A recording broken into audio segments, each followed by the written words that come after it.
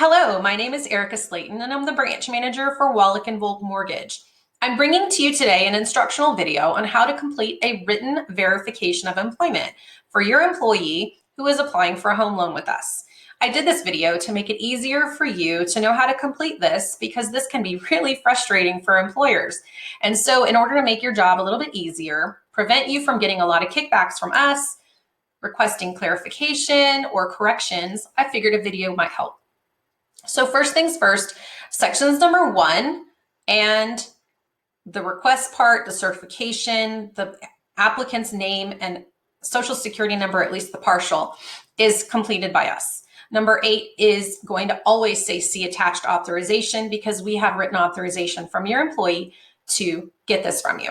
So that will be attached on our request. Part 2 and part 4 are the most important parts on a verification of present employment. Number 9, box 9, has the applicant's date of employment. Please be sure it is the month, day, and year when they started working for you. Box 10 is their current title or position. Box 11 is their probability of continued employment.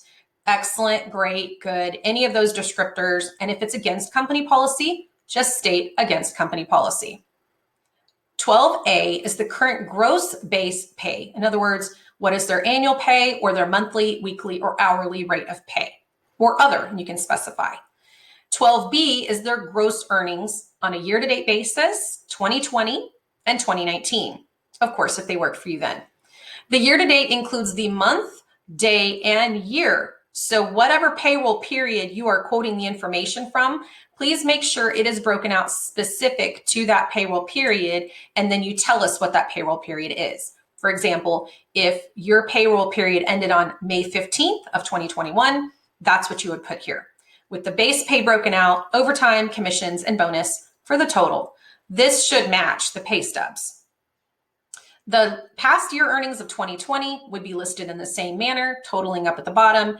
And if they work for you in 2019, same thing there. 13 is for military personnel only, so you can just ignore that altogether. Box 14 is overtime and bonus likely to continue and applicable. You would just check the box. If it's overtime, yes or no, bonus, yes or no. And then 15, if they're paid hourly, it's really important for us to know the average hours per week that they work for you. If there's not applicable, in this case, I use this one as a salaried person, you can put not applicable.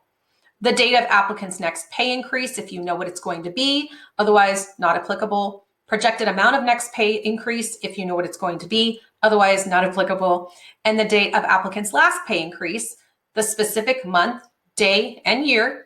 And then box 19, how much did they get on a raise? The remarks section on number 20 would be for specific things. For example, with teachers, we would have it itemized out that you would tell us that they get paid 12 times a year or 9 times a year on a monthly basis, or however that is.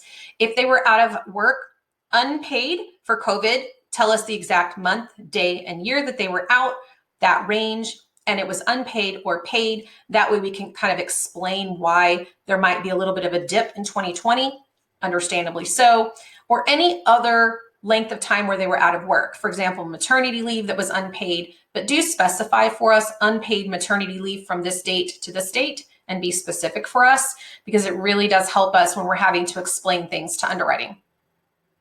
Part 3 is reserved for previous employment. However, if you do have an employee who worked for you previously and then came back, we would love for you to fill out that section, date hired, date terminated. That way we know that they worked for you back then too. And then at the bottom, 26 is for you to sign. 27 is your title. 28, today's date. 29 would be, of course, your name printed out. And then number 30 is your phone number and how we can reach you. It is really important that any corrections that you make to this form, you do not use whiteout, cross through and initial any corrections that you have, and then you can just write the corrected slot, whatever it is, the information you need to put there. Again, we greatly appreciate this. We know that these are not exactly the most fun things for you to do during your day, but it is super important to the mortgage process and helping your employee own a home. So again, thank you so much and have a wonderful day.